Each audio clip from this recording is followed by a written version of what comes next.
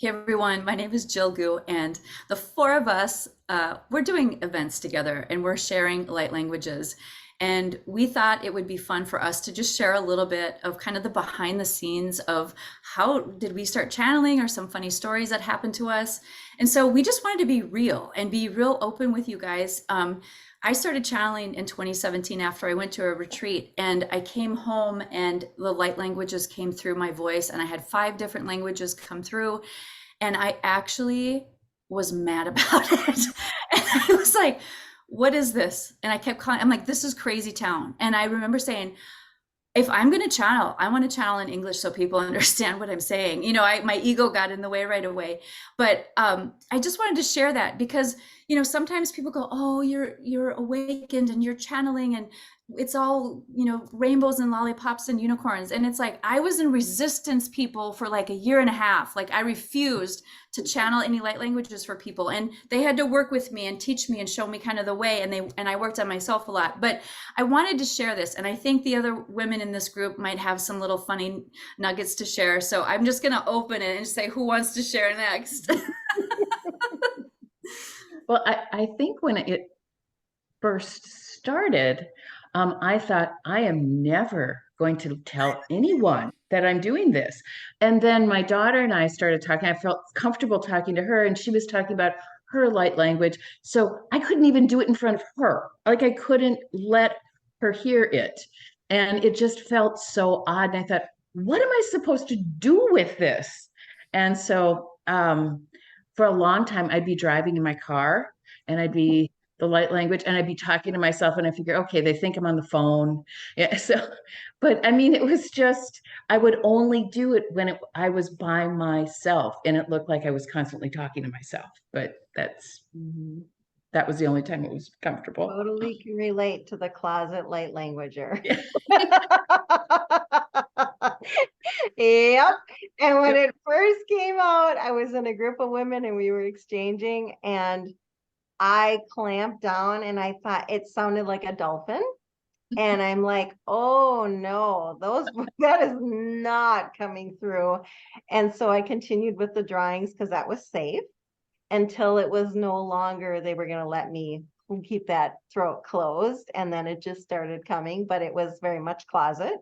And I would record it and kind of listen to it and be like, what is this? Like why, this is not what I'm asking for. I want to use words. And then but then, like we all have experienced the profound shifts that it really happened. Then I slowly came on board and my resistance dropped away. So Oh man, you guys, I remember my first memory of this is before came into this body. I remember being in heaven, some other dimension, seeing that this is going to be such an incredible time. And there would be these technologies coming from species that are accelerated in their evolution, right? And that I remember spending lifetimes in the Andromedan system and the Pleiadian system, right? Other systems that have other languages, that have a technology of transmitting light directly to support almost the nourishment, like the literal cellular nourishment and ancient teachings and the earth herself and the crystals and the singing. And then I got here, and you know what? It is a flippin' dense, hard place to be. And I'm like, oh my word, what was I thinking? Can I renegotiate this contract? Right? So over the years, learning the language, speaking, trying to find ways to have these experiences of direct, multidimensional plug-in, right? Almost merging, melding awarenesses with multiple levels of consciousness, and then translating it in this dimension and knowing what's being carried on it, knowing it's about the frequency, and having people, as we've all said, the benefit with other people of saying, holy buckets, can I just sit here? You don't even have to talk, or I get it. I can feel the energy of it. Right. And now, like we're all saying over the last decade, this whole new level of frequency is coming through. And when I speak, it's like my whole body, right? Gets this complete up leveling slash holy crapola slash aches and pains sometimes, busting through belief systems, right?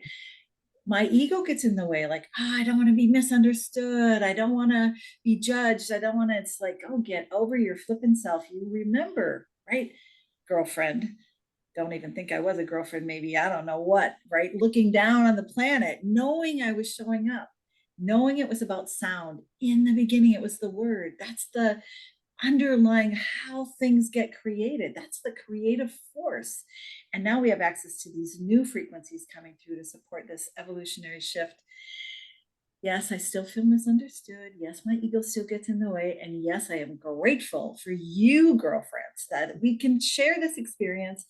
It's been so supportive in our own evolution and our own acceleration, our own uplifting activations. And I'm thrilled to be in cahoots with you and saying yes to this universal life force that is flowing with us, through us, in us, and as us. So join us.